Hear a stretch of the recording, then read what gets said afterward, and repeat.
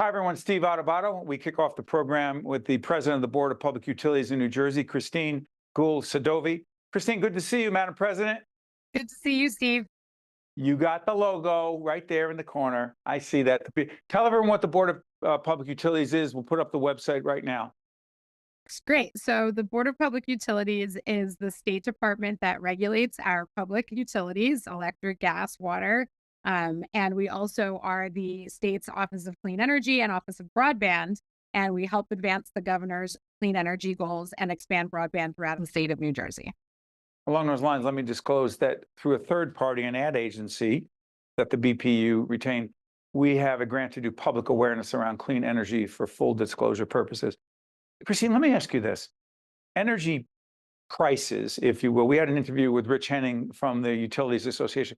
He's trying to explain the grid and how energy companies buy off the grid, and simple explanation, if we can do that. Why the heck are energy prices higher?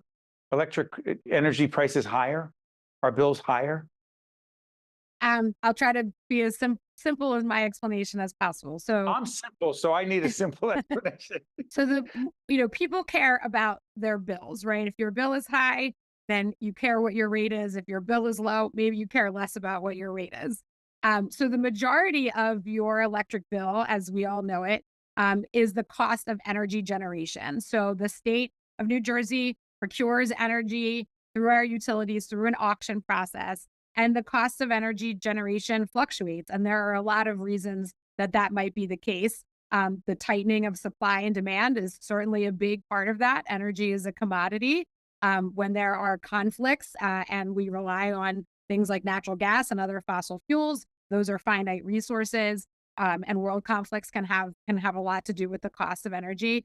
As we do more electrification and expand things like broadband, we're going to see an increase in demand, and so we're going to see an associated rise in costs. And then, of course, we have to invest in our grid to ensure that we have safe and reliable electricity, and that costs money. And so to make sure that our grid is stable and that we, reduce the number of outages and provide that electric service, we have to make those grid investments through the utilities. Christine, I actually understood that, which is, I Great. hope everyone up to too.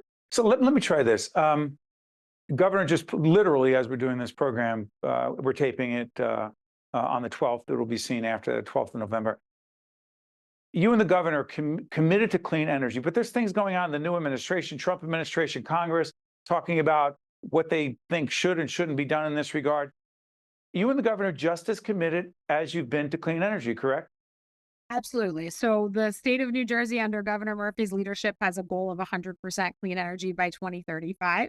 A big part of that is our offshore, our goals around offshore wind, but it also includes things like solar and energy storage. And of course, supporting our nuclear generation, which is roughly 40% of our clean generation in New Jersey. And we are 100% committed, both the governor and myself, to ensuring that we meet those goals. It's really not just about climate change. It is, we want to make sure that New Jersey is doing its part to mitigate climate change, but it's also about public health, reducing pollution, and Steve, really importantly, energy independence. When we invest in our resources here in New Jersey, like offshore wind, like solar, and around the region, we ensure that we're not relying on other countries and issues around the world to provide energy for the residents of New Jersey. Got it. And let me be clear, as we're taping, there are issues in the courts, let's say, that could play out a lot of different ways. The date will be up there on the screen as to when we're having this program, having this conversation. So things are going to change. That being said, Madam President, let me try this, Christine. When you talk about energy independence, when people use the expression, and I asked Rich Henning this from the Utilities Association, they have these slogans, drill, baby, drill, when I talk about fracking, as if that's the solution. Isn't it much more complex than that? So, Steve, absolutely. When we think about our goal of 100% clean by 2035, we are looking at it from a portfolio standpoint. As I pointed out, we have a significant amount of nuclear generation. We also are on our way to 5 gigawatts of solar for a state that is as geographically small and densely populated as New Jersey. That's an incredible achievement. We're also looking at energy storage as a way to ensure that when we are relying on intermittent resources like offshore wind and solar, we have the appropriate baseload support so that we're not, risking reliability. That's our number one goal, is ensuring that we have safe and reliable electric service for our residents. And we're committed to that, along with our goal of 100% clean energy. So over a decade ago, Hurricane Sandy happens, the grid's impacted. We learned from that.